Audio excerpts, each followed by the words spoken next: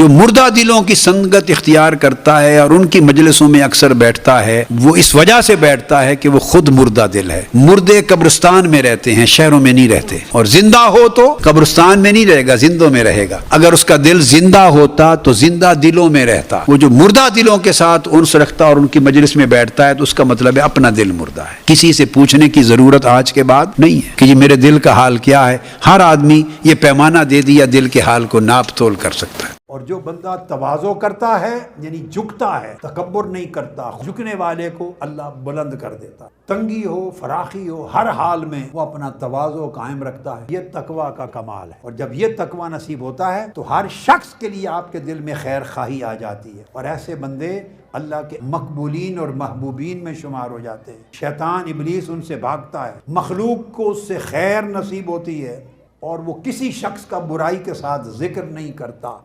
مذہبی لوگوں نے اپنی مذہبیت میں سے روح نکال دی ہے، وہ صرف رسم رہ گئی ہے، اور جب مذہبیت بے روح ہو جائے تو اس میں خیر کی بجائے پھر جھگڑے زیادہ ہوتے ہیں۔ صوفیاء کا طریق مذہبی زندگی میں اور غیر مذہبی دونوں زندگیوں میں روح کو زندہ کرنا ہے۔ زندگی کے ہر پہلو میں وہ روح زندہ ہو جائے جو اصل ہے دین و مذہب کی، اور اصل ہے روحانیت کی۔